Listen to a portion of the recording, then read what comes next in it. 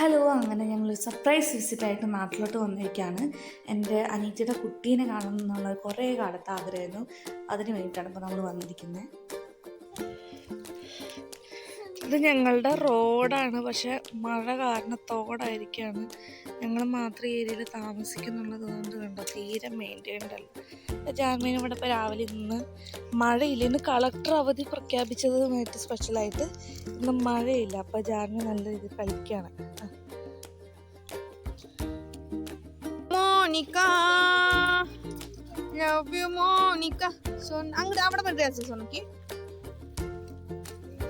love you Monica kichi kichina jum jum jum jumma jumri jumma jumma da പോണത് വെള്ളത്തിൽ ഒഴുക്കിയിട്ട്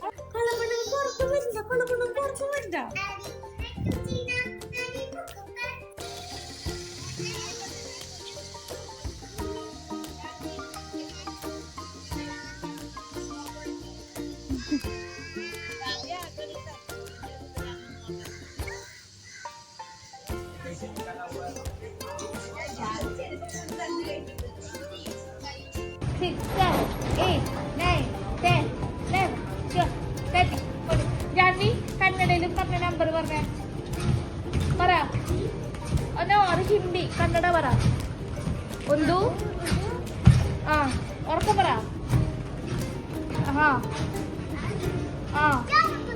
full പറ റെഡിയാണേ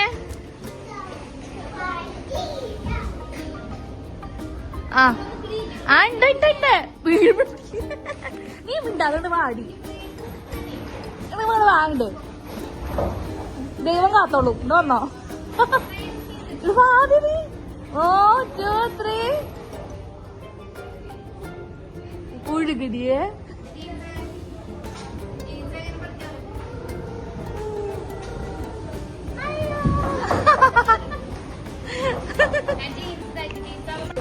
Janvi slide Janvi slide video va slide slide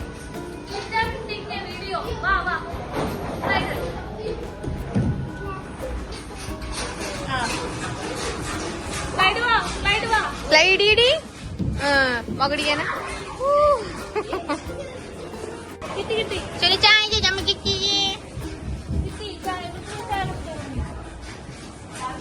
ചായ ചാടി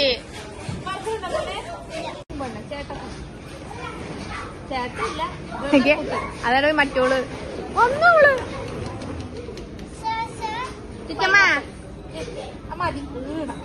ഞാൻ ചേച്ചി കൊടുക്ക് കൊച്ചേ അവിടെ വെച്ചോ ചേട്ട കളി.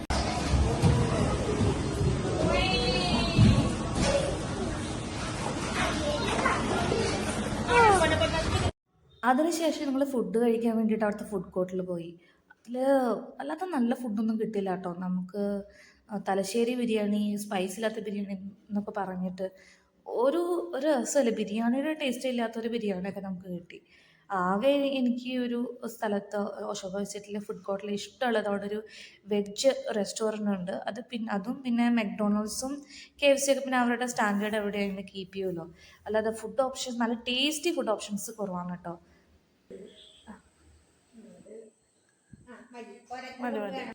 എന്റെ സുന്ദരി കുട്ടി പൊട്ട് ഇട്ട് തന്നെയാണ്. ഞാൻ 2 രൂപ കിട്ടെ എന്റെ പൊട്ടി. ഓ 2 രൂപ കുട്ടി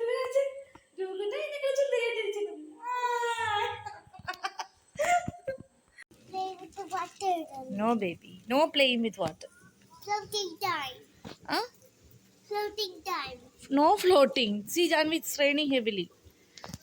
Roller boat. No roller boat now. Hooray! Janvi, it's raining. Roller boat. ചേട്ടൻ മാറി നോക്കി. റോക്കർ.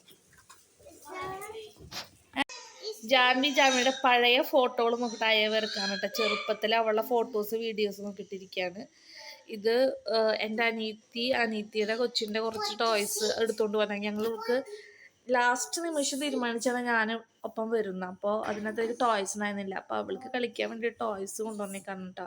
അപ്പം ഞങ്ങൾ ഓൾറെഡി പാക്കിങ് സ്റ്റാർട്ട് ചെയ്ത് ജസ്റ്റ് വെച്ചു. കാരണം തുണി ഒന്നും ഉണങ്ങിയിട്ടിട്ടില്ല. അമ്മാതിരി മഴയായിരുന്നു. തുണി ഒന്നും ഉണങ്ങിയിട്ടില്ല. നിങ്ങളിപ്പോൾ കണ്ടറിയാം. ഹോള് മൊത്തം നമ്മൾ ഡൈനിങ് റൂമും ഹോളും ഒക്കെ ഇതുപോലെ അഴയ്ക്ക കെട്ടി വെച്ചേക്കാണ്. ഫുള്ള് തുണി ഇട്ടേക്കാണ് ഉണങ്ങാണ്ട്. ഓക്കെ, അപ്പോൾ ജാൻവിയുടെ പഴയ ഫോട്ടോസ് നോക്കിയിട്ട് അവൾക്ക് ടോയ്സ്, അവളുടെ ടോയ്സ് അവൾക്ക് അത്രയും ഓർമ്മയാണ് കേട്ടോ. അവൾ എന്ത് കയ്യിലുള്ള പഴയ ടോയ്സ്, അവൾ ചെയ്ത കാര്യങ്ങൾ, പോയ സ്ഥലങ്ങൾ, ഇതൊക്കെ അവൾക്ക് ഭയങ്കര ഓർമ്മയാണ്. അപ്പം അവൾ ആ കാര്യങ്ങൾ ഫോട്ടോസ് ഇവിടെ വന്നപ്പോൾ അവൾ പഴയ കുറേ ടോയ്സ് കണ്ടു. നമ്മൾ കുറച്ച് ടോയ്സ് ധ്രുവക്കുട്ടന് കൊടുത്തിട്ടുണ്ടായിരുന്നു. അപ്പം അത് അവളിപ്പോൾ ജാൻവി വന്നപ്പോൾ ടോയ്സിലാന്ന് പറഞ്ഞപ്പോൾ ഞാൻ പറഞ്ഞല്ലോ, എൻ്റെ സിസ്റ്റർ അത് കൊണ്ടുവന്നായിരുന്നു. അപ്പോൾ അവൾ കൊണ്ടുവന്നപ്പോൾ ഇവൾക്കത് കണ്ടിട്ട് ഓർമ്മ വന്നു. അപ്പം അത് കെട്ടിപ്പിടിച്ച് കിടക്കുന്നു. ഇവൾക്ക് വന്നവർ എത്ര സുഖം ഉണ്ടാവില്ല, വയ്യായിരുന്നു, കോൾഡൊക്കെ ഉണ്ടായിരുന്നു. അപ്പോൾ 2 ദിവസം ഭയങ്കര ഡൗൺ ആയിരുന്നു അവൾ. പക്ഷേ ഇന്നലെ മുതൽ ഇച്ചിരി ചാർജായി, ഇത്തിരി ആശ്വാസം വന്നിട്ടുണ്ട്. ഒരു മിനിറ്റ്. അപ്പോൾ അവള് കുറച്ച് എനർജി വന്നിട്ടുണ്ട്. പക്ഷെ ഈ ചുമ എന്ന് പറഞ്ഞ സാധനം ഇങ്ങനെ വിട്ടു മാറില്ല. കാരണം അസുഖം മാറും, കൊച്ചുങ്ങളുടെ അസുഖം മാറും. സ്കൂളിൽ പോവും, ഫ്രൈഡേ വരുന്നു, തിരിച്ചു വരുന്നത് എന്തെങ്കിലും കൊണ്ടിട്ടാണ്. നിങ്ങൾ പറയണം കേട്ടോ, നിങ്ങൾക്ക് ഇതുപോലെ ഒരു എക്സ്പീരിയൻസ് ഉണ്ടാവുന്നു. ഇപ്പം എനിക്ക് എൻ്റെ മോൾക്ക് മാത്രമല്ല, എൻ്റെ മോളിപ്പം പഠിക്കുന്ന മറ്റു പിള്ളേർക്ക് ഒരു അവസ്ഥ ഇതൊക്കെ തന്നെയാണ് കേട്ടോ. അതായത് സ്കൂളിൽ പോകുന്നു, വീക്കെൻഡ് ആകുമ്പോൾ എന്തെങ്കിലും അസുഖം കൊണ്ട് വരുന്നു, ശരി ഞായർ അങ്ങനെ പോകുന്നു. എനിക്ക് ഇവളുടെ കാര്യത്തിൽ ടെൻഷൻ അടിച്ചിട്ട് നമ്മൾ ഒരാഴ്ചയായിട്ട് അവള് സ്കൂളിൽ വിട്ടിട്ടില്ല ആക്ച്വലി. കാരണം ഇവള് കഴിഞ്ഞ മാസം തുടക്കത്തിൽ ഹോസ്പിറ്റലൈസ് ആയിരുന്നു. ലങ്സിൽ ഇൻഫെക്ഷൻ വന്നിട്ട് കഴിഞ്ഞ മാസം ലാസ്റ്റാന്ന് തോന്നുന്നു. അപ്പോൾ അത് ഇൻഫെക്ഷൻ വന്നിട്ട് നമ്മൾ റിക്കവർ ആയിട്ട് ഒരാഴ്ച, ഒന്നോ രണ്ടാഴ്ച സ്കൂളിൽ പോയിട്ടുള്ളൂ. അപ്പോഴേക്കും അവൾക്ക് വീണ്ടും നല്ല ചുമയും നല്ല മൂക്കടപ്പുമായിട്ട് വന്നു. ഇപ്പോൾ ഇവിടെ അറിയാലോ, ബാംഗ്ലൂരാണെങ്കിൽ ഇപ്പോൾ കേരളത്തിലെ പോലൊക്കെ തന്നെ അവസ്ഥയാണ്. ഭയങ്കര തകർത്ത് മഴ പെയ്തുകൊണ്ടിരിക്കുകയാണ്. അപ്പോൾ ഭയങ്കര മോശപ്പെട്ടൊരു, പിള്ളേർക്ക് പറ്റാത്തൊരു കാലാവസ്ഥയാണ്. അപ്പോൾ സ്കൂളിൽ പോകാതിരിക്കാൻ പറ്റത്തില്ല. സ്കൂളിൽ പോകുമ്പോൾ എന്തേലും കൊണ്ടുവരും. അപ്പോൾ ഞാൻ വിചാരിച്ചൊരു കൊച്ചിനാണെങ്കിൽ എന്താ പറയുക, ഇൻഫെക്ഷൻ വന്ന് പോയിട്ടുള്ളൂ. നല്ല ഇൻഫെക്ഷൻ ആയിരുന്നു അവർക്ക് ചെസ്റ്റിനുണ്ടായിരുന്നത്, ന്യൂമോണിയ ആയിട്ടുണ്ടായിരുന്നില്ല. അപ്പോൾ ഇൻഫെക്ഷൻ ഉണ്ടായിരുന്നത്. അപ്പോൾ അതുകൊണ്ട് തന്നെ ഞാൻ അവൾക്കൊന്ന് സമാധാനമാവാൻ വേണ്ടിയിട്ട് ഞാനിപ്പോൾ പലരുടെ സ്കൂളിൽ പറഞ്ഞു. അവർ സ്കൂൾ ഭയങ്കര നിർബന്ധമായിരുന്നു, ഇൻഡിപെൻഡൻസ് ഡേക്ക് വരണം എന്നൊക്കെ പറഞ്ഞിട്ട്. പക്ഷെ നമുക്ക് വിടുന്നതിൽ പ്രശ്നമായിട്ടില്ല. പക്ഷെ കൊച്ചിനൊന്ന് മരുന്ന് കഴിക്കാണ്ട് ഒരു മാസം ഇരിക്കണ്ടേ. എപ്പോൾ തുടങ്ങിയ ആ ഒരു അസുഖം വന്ന് ഹോസ്പിറ്റലൈസേഷൻ കഴിഞ്ഞ പിന്നെ അവൾ മരുന്ന് കഴിച്ചു തുടങ്ങിയതാണ്. അങ്ങനെ ധ്രുവക്കുട്ടൻ ഹെൽത്ത് എന്താ പറയുക ഉറങ്ങാൻ പോയിട്ടുണ്ട്. ജാൻവിക്കുട്ടൻ കുറച്ചും കൂടി കഴിഞ്ഞിട്ട് ഉറങ്ങുള്ളൂ കേട്ടോ. ജാൻവിക്ക് തീരെ എന്താ പറയുക എഴുന്നേറ്റ് വന്നിട്ട് ഇവനെ പിരിപിരി സ്വഭാവം പിടിച്ചിരിക്കുകയായിരുന്നു. സുഖമില്ലാത്തതുകൊണ്ടാണ്, ഞാൻ സുഖമില്ല. മൂക്കടപ്പ് ഉണ്ട്. ഇത്രയും കാലം മൂക്ക് ഇങ്ങനെ ബ്ലോക്കായിട്ടിരിക്കുന്നത് ഇപ്പം മൂക്കിൽ നിന്ന് വന്നു തുടങ്ങി. നമ്മൾക്ക് നെബുലൈസേഷൻ എന്ന് പറഞ്ഞാൽ ഇത്ര അടിപൊളി സാധനം വേറെ നമ്മുടെ അനുഭവത്തിലില്ല കേട്ടോ. അപ്പോൾ ഡോക്ടർമാർ ആദ്യം പറഞ്ഞിട്ട് ഇവൾക്ക് ചെയ്യിപ്പിക്കാൻ ഭയങ്കര ബുദ്ധിമുട്ടായിരുന്നു. നെബുലൈസേഷൻ ചെയ്യിപ്പിക്കാൻ ഇവൾ ചെയ്യത്തേ ഇല്ലായിരുന്നു. പക്ഷേ അതിനുശേഷം എന്താ പറയുക, എന്തൊക്കെയോ പറഞ്ഞ് ഇപ്പോൾ ഇങ്ങനെ ഇപ്പോഴും മാസ്ക് വെക്കത്തില്ല ശരിക്കും. അപ്പോൾ നമ്മൾ അതിൻ്റെ ഒരു എന്താ പറയുക, സ്ട്രെയിറ്റ് ആയിട്ടുള്ളൊരു ഇതുണ്ടല്ലോ, അത് വെച്ച് ഇങ്ങനെ ഫേസിനെ അടുപ്പിച്ച് വയ്ക്കുകയാണ് ഞാനിപ്പോൾ ചെയ്യാറുള്ളത്. ഒരുവിധം കളിയൊക്കെ പറഞ്ഞിട്ടാണ് ഇത് വെക്കാൻ സമ്മതിക്കുക. ഡോക്ടർ പറഞ്ഞിട്ടുണ്ട് കറക്റ്റായിട്ട് ചെയ്യണം എന്ന്. പക്ഷെ അവിടെ മൂഡ് അനുസരിച്ചിരിക്കും. ചില സമയത്ത് ഓക്കെയാണ്, അത് വെക്കാൻ സമ്മതിക്കും. പിള്ളേരെ കൊണ്ട് എനിക്കറിയില്ല എങ്ങനെയൊക്കെ കാര്യങ്ങൾ ചെയ്യാറുണ്ട്. അപ്പോൾ ഞാനൊരു ഫസ്റ്റ് ടൈം അതാണ്. ഞാൻ ഈ ടോഡ്ലേഴ്സ് എന്ന് പറഞ്ഞിട്ടുള്ളൊരു ഫേസിലൂടെ ഞാനിവിടെ കടന്നു പോവാണ്. അപ്പോൾ അങ്ങനെയൊക്കെയാണ്. ഇനിയിപ്പോൾ നാളെ നമുക്ക് രാത്രിയാണ് നമുക്ക് ഇവിടെ നിന്ന് പോകുന്നത്. ഞങ്ങൾക്ക് ടിക്കറ്റ് കിട്ടാതെ ഞങ്ങൾ ഇനി കോയമ്പത്തൂരിനാണ് എവിടേക്ക് പോകുന്നത്. കോയമ്പത്തൂരിൽ നിന്ന് നമുക്ക് ട്രെയിൻ കിട്ടിയിട്ടുണ്ട്. അപ്പോൾ ഇവിടെ നിന്ന് കോയമ്പത്തൂർക്ക് 3 മണിക്കൂർ, ബസ്സിലാണെങ്കിൽ 2 മണിക്കൂർ 3 മണിക്കൂർ വരെ ഉണ്ട്. നമുക്ക് 12:30-ക്കാണ് ഇവിടുത്തെ ബസ്. അവിടുത്തെ രാവിലെ 5 മണിക്കാണ് അവിടുന്ന് നമുക്ക് ട്രെയിനുള്ളത്. 5:45 അവിടെ നിന്ന് ട്രെയിനുള്ളത്.